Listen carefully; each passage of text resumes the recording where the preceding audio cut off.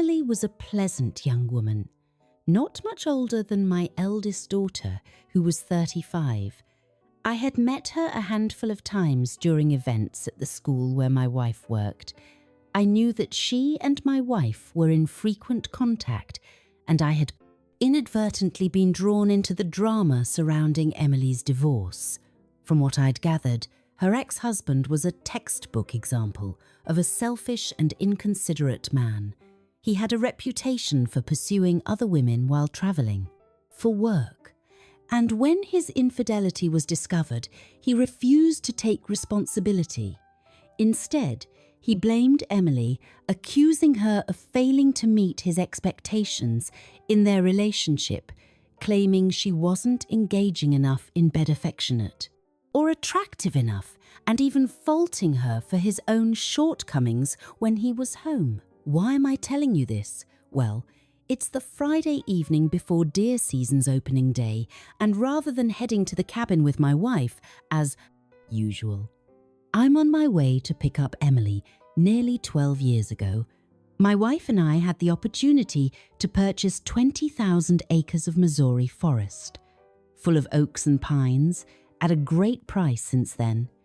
We've poured countless hours into building a small weekend cabin, carving out ATV trails, and preparing food plot areas for wildlife. Together, we've transformed the property into an excellent spot for deer hunting. This trip would typically be a shared tradition. My wife and me, however, this year was different over dinner. A few weeks ago, my wife announced she wouldn't be joining me for the first weekend of hunting season. She had been selected to attend a series of meetings about educational reform at the state capitol, a place we jokingly refer to as the Big House. While it was an honour for her, it felt like an inconvenience to me. Normally, I would have gone hunting alone, something I'd done plenty of times before, but following a minor cardiac incident earlier in the year, my wife was adamant that I shouldn't spend the weekend alone in the woods against my protests. She arranged for Emily to join me for her first hunting trip, though Emily supposedly knew how to handle a gun. She'd never had the chance to hunt deer before. Oh, did I mention that this all coincided with my birthday? My wife wouldn't even be around for that either. Anyway, back to the present I arrived at, Emily's house, and gave a quick honk of the horn, something I wouldn't normally do, but had been instructed to this time. The front door soon opened and light spilled out, framing Emily as she appeared burdened with an impressive amount of gear, accepting my role as her guide and teacher. For the weekend, I got out of the truck to help her load her things. To call her talkative would be an understatement. She kept up a non-stop stream of chatter during the entire hour-long drive to the cabin. Words like cheerful, bubbly, and energetic came to mind as she filled the air with conversation. A stark contrast to the withdrawn and quiet individual my wife had described over the past few months. I couldn't complain, though I'd much rather deal with her being upbeat than despondent, especially since we'd be confined together in a small hunting blind. For hours we reached the cabin around 9 p.m, and I immediately got to work, setting it up, turning on the power water and heat, while the nighttime temperature was only expected to dip to around 50 dU4. It still felt better to wake up to a warm cabin rather than a chilly one by 9:30. I had a fire crackling in the wood stove, and warm air was circulating into the main room. Emily had already moved into the loft, which would be her sleeping area, and was busy organising her gear for the morning. Meanwhile, I settled into the great room and flipped on the satellite receiver to catch the end of an old war movie. "Is it okay if I use the shower?" she called down from the loft. "Sure, go ahead," I replied, having earlier shown her the cabin's only bathroom. Designed with efficiency in mind, the cabin relied on a wood stove for heat and solar power, with a backup generator, The bathroom's unique design included two large sliding doors, one connecting to the bedroom and the other to the great room, allowing warm air to flow through when open, but providing privacy when closed. I was rather proud of how practical it was lost in the movie. I was startled when Emily descended the spiral staircase near the sofa I was sitting on. My attention snapped to her as she passed by wearing nothing but a small towel that barely covered her. She walked to the bathroom, the lower edges of the towel riding up as she moved, reaching the bathroom door. She juggled her soap shampoo, shoe and towel, nearly dropping everything before sliding the door shut behind her. For her ex to claim she wasn't attractive was absurd. I thought shaking my head to push away the image and refocus on the movie. The sound of the shower starting brought unbidden thoughts to mind. Emily just on the other side of the door, and what she might look like. I scolded myself, reminding myself she was my wife's friend and that I was here to teach her about hunting, not entertain inappropriate thoughts. Still, her soft singing drifted through the walls, making it hard to keep my mind from wandering. Eventually the singing stopped and I could hear only the water running. I wasn't worried about her running out of hot water thanks to the instant heater, but I was surprised at how long she was taking. I was glad she chose to shower tonight instead of the morning. Then I heard her voice, low and unmistakably full of pleasure, echoing faintly through the thin bathroom walls. The realization of what was likely happening made my mind race. What am I thinking? I chastised myself again, trying to concentrate on the movie after what felt like an eternity. The water finally stopped, and I heard her humming softly again while she must have been drying herself off. I found myself completely engrossed in imagining how she might look in there completely bare.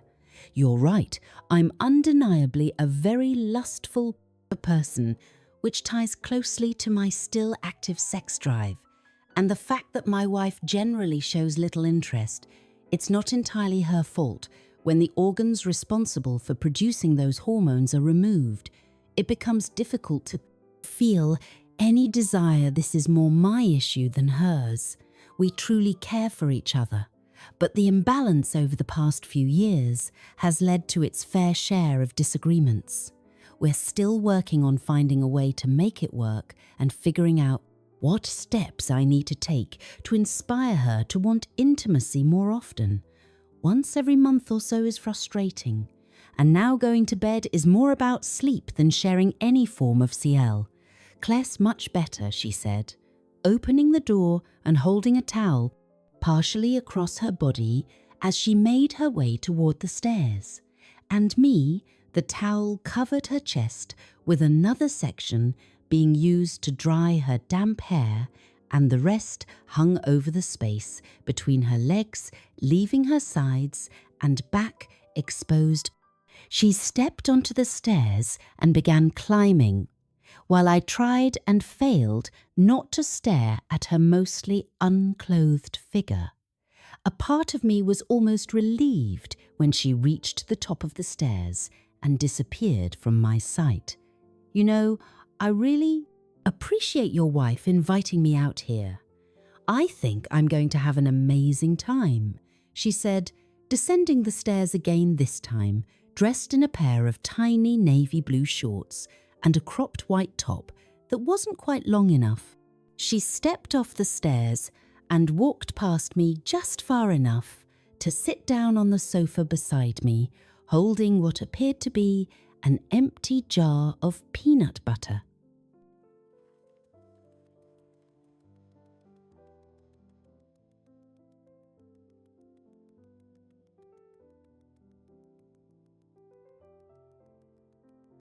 You're not usually shy, are you? I could do this somewhere else if you are, she said kindly. Huh. Oh no, I'm not really shy, I replied, still unsure what she was referring to.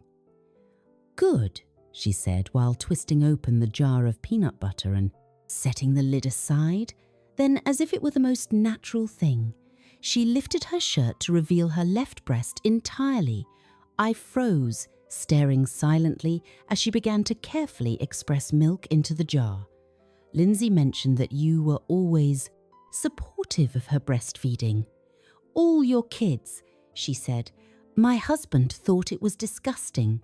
Yeah, we were, I replied, still fixated on her exposed breast in her hand. Back then, it was generally more accepted. But now, society seems to be moving in the opposite direction, making breastfeeding more difficult. Again, the only way I can manage is by pumping milk while I'm at work, she continued. Lindsay said you used to assist her with that too. Right? What, pumping milk? Yeah, I helped her out a few times, I admitted. I bet she really appreciated that, Crystal said softly, leaning in slightly to press more milk into the jar. I always believed she would. I wish someone would do that for me. My husband would never do anything like that, I mumbled, as she placed the jar on the sofa between her legs and pulled her crop top over her head, leaving her completely bare above the waist. Would you? I mean, just this once. Could you do that for me? I'd like to see how it feels, I asked. Stunned, just express some milk for me. I'm sure Lindsay wouldn't mind. It's just milk, right? I began to object, quite certain my wife would disapprove of me handling another woman's breasts, especially a friend of hers. Oh, I'm sure she wouldn't mind, Crystal said, picking up the jar from between her legs and leaning over my lap, resting on me with her left arm between the sofa arm and my left leg, her bare back pressing against my stomach there. Now, you can just reach over me and do my other side, she said softly. Crystal, I started to protest. This really isn't appropriate. Oh, come on, it'll be fine. You're just going to squeeze a little milk from my breast, she said. No, we're definitely not doing anything like that, I mumbled, shocked. She would even suggest it. Oh, that does feel different, she sighed, softly as my hand squeezed again. I sighed too, hoping this wouldn't get back to Lindsay. I began to more methodically massage her breast. You have such strong but gentle hands. I can't even describe how nice it feels to have you do this, she said. As long as you don't tell Lindsay, I replied. Trust me, I'm sure she wouldn't mind at all. But if you insist, I won't say a word about it. Good, because I have no doubt she'd kill me. For this, I answered, continuing to squeeze her soft breast and adding more milk to the jar. I think that's good enough. She said softly, gently, taking my hand away from her breast and moving it down to rest on her firm, flat stomach just inches from the waistband of her shorts, while she sealed the jar of milk and placed it beside me on the sofa. She turned her head to look up at me. She then wiggled around on my lap, rolling over to face me, her breasts pressed against me. She took my hand again, pulling it down and pressing my palm flat against her stomach. You know, having you do that kind of turn me on, she said, letting go of my hand and moving hers down to unsnap her shorts with a soft click. I heard the zipper slowly being pulled down, the little teeth separating as she eased it down. My heart began to race in my chest. Crystal, I started, but she reached up and touched her finger to my lips. Shh, don't say anything. I just want to enjoy feeling. You hold me. It's been a long time since anyone has touched me like you've been doing, she said. She spoke gently as she took hold of my wrist, guiding my hand further downward. Lifting one leg, she hooked her foot over the sofa's top edge, spreading her legs and directing my hand to the center of her body. Crystal, oh, don't stop now, please. I want to feel someone else touching me for a change, she begged. This feels so good. I love how tender you are with your fingers. Yet, How firm your touch can be. Lindsay is so fortunate, yeah, and I'm so doomed, I muttered. She then moved her hand to the waistband of my sweatpants, tugging them down. They shared an intimate moment together. I stayed there a bit longer, staring blankly at the television, hardly realizing the movie had ended. A while ago, eventually I turned off light and went to bed, pulling on a set of flannel pajamas before slipping under the blankets. Morning arrived, or more accurately, the alarm's relentless beeping forced me to get up and shut it off. I climbed out of bed and shuffled into the bathroom. After completing my usual morning routine, I returned to the bedroom to get dressed. It was only after I had removed my clothes that I remembered I wasn't alone. Quickly, I shut the bedroom and bathroom doors in case she decided to come downstairs before I was ready. Since the forecast predicted a cold morning, followed by unusually warm weather, later I chose lightweight thermal underwear and then pulled on my usual sea camouflage hunting attire, fully dressed with my boots. On I headed to the kitchen and called up to the loft for Emily to wake up. "Okay," she answered groggy.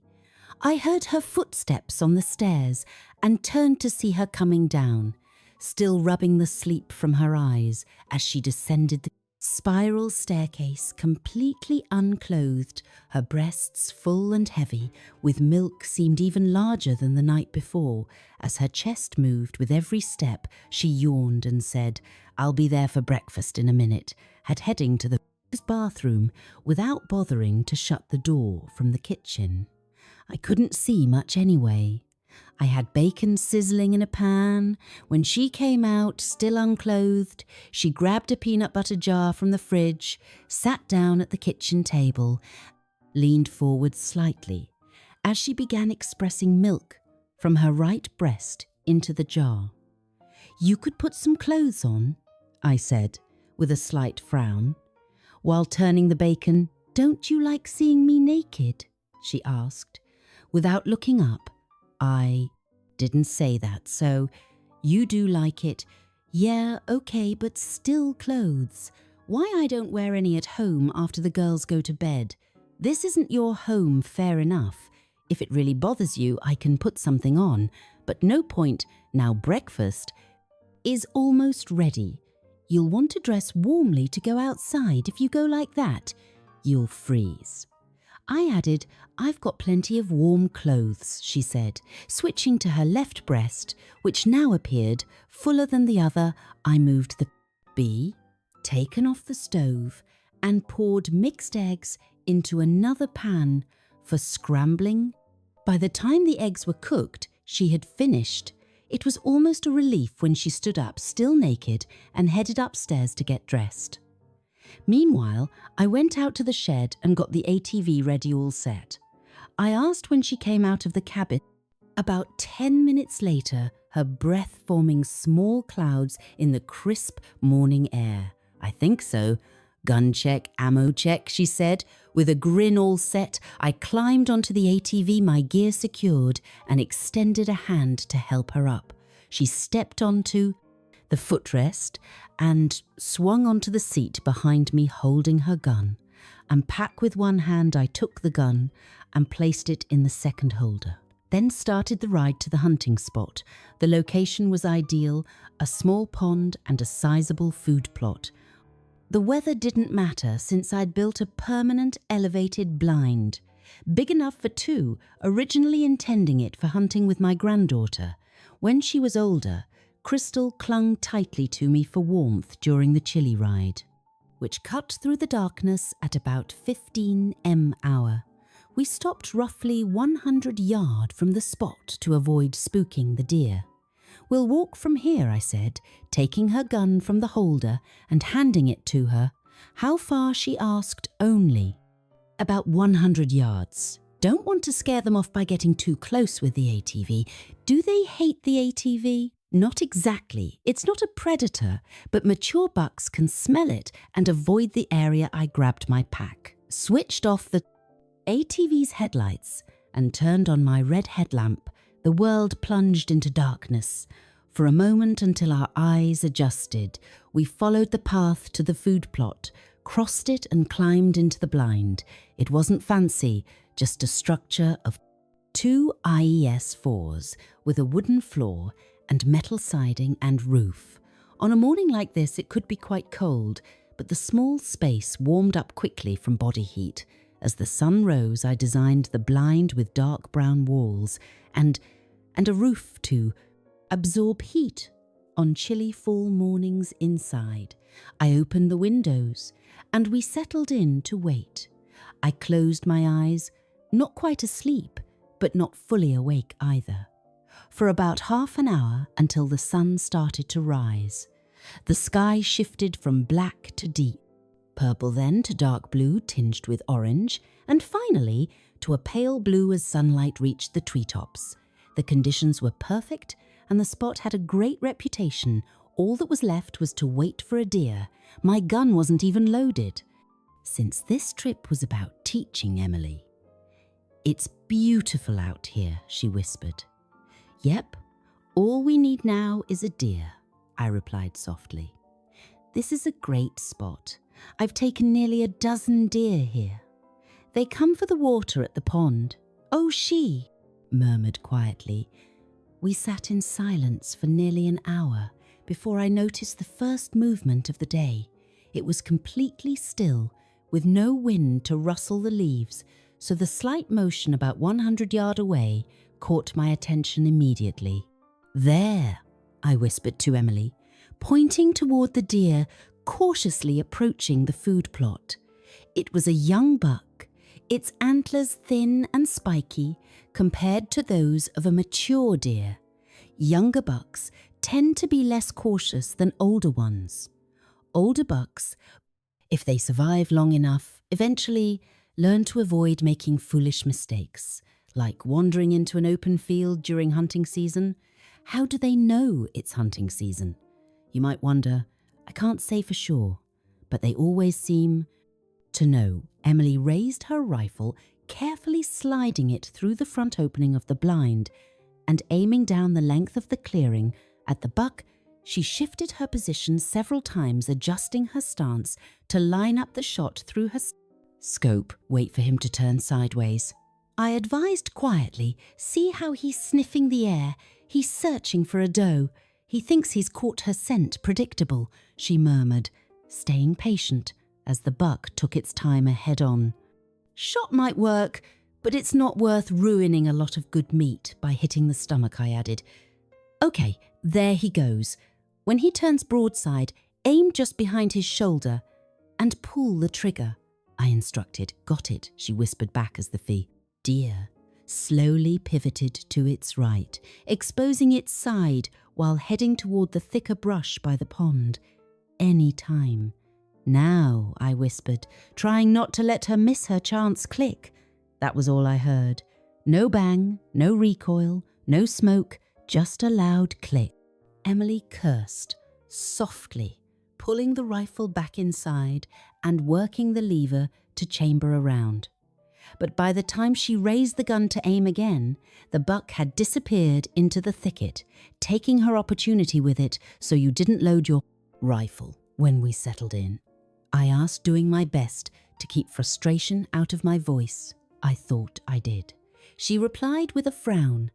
"Okay." I saw, forcing myself to stay calm. "Maybe he'll come back. I hope so," she said, setting the rifle down with a sigh. Then after a moment she added sheepishly, "Oops, yeah," I replied, leaning back with another sigh.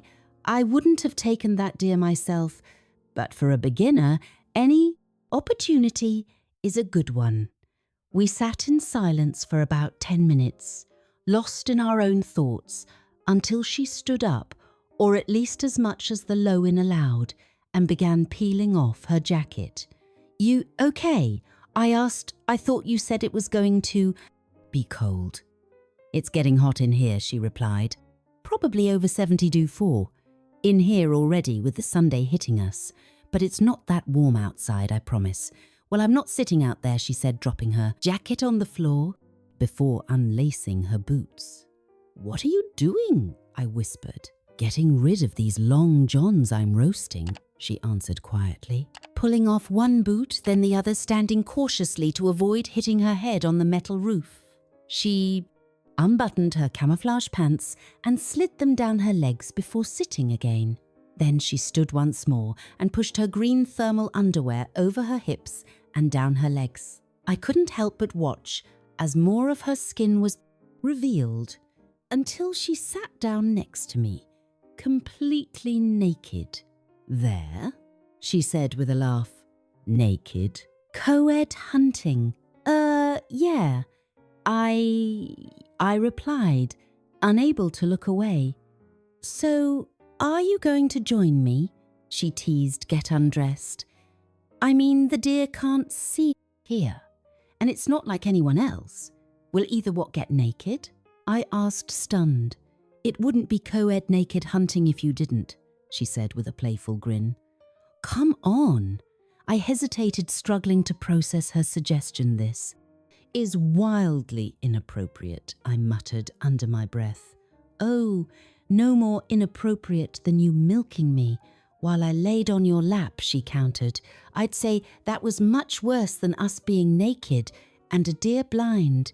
Like I said, I began sighing you. Wouldn't want me to tell your wife about that, would you?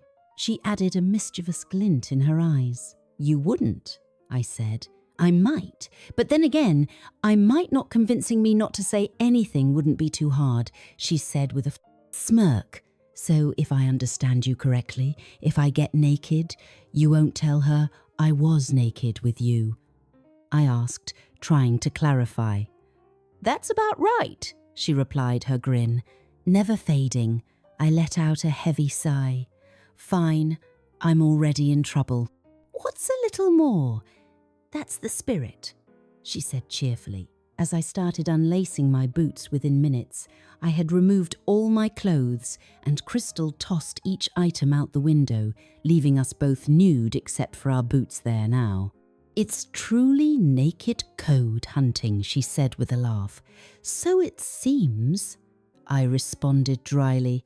She stood as much as the cramped space allowed, turned around and sat on my lap with her back pressed against my chest, swinging one leg over mine. She leaned into me and guided my hands to her breasts. I need to express some milk, and I'd much rather you do it, she said. So all this was just to get me to do that? I asked, incredulous. More or less, she admitted with a shrug. As we became more intimate, guilt began to gnaw at me. I was betraying my wife not once, but twice, and enjoying it. What kind of person, what kind of husband did that make me? I knew I needed to confess, but how could I ensure Emily didn't suffer any fallout? I think we should head back, I said, suddenly breaking the silence. Okay, but our clothes are out there, Crystal reminded Edme, nodding toward the window. You threw them out so you can get them, I said with a weak laugh. But it's cold. Out there I'll freeze, she protested, if that's the cost. So be it, I replied firmly. After a few moments, Crystal reluctantly got up and retrieved our clothes. She threw the clothes up into the blind, through the door before climbing in herself, trembling slightly from the lingering cold outside. It wasn't much warmer inside, especially since the door had been left open while she retrieved our things. She returned to my lap, curling up against me in search of warmth. Without thinking, I wrapped my arms around her and held her close. We stayed like that for a few minutes, my hand softly stroking her body until she broke the silence with a playful whisper. Keep doing that, and you might have to love me. Again she teased. Sorry, I mumbled quickly, pulling my hands back to rest on her waist. I'm not, she said, grabbing my hands and guiding them back to her chest. I was enjoying it, just saying it's getting me all worked up again. You might have to love me again when we get back. I don't think that's such a great idea. We're already in enough trouble as it is, I replied cautiously. Maybe not, she giggled her tone. Mischievous, come on, I need a shower and... So do you.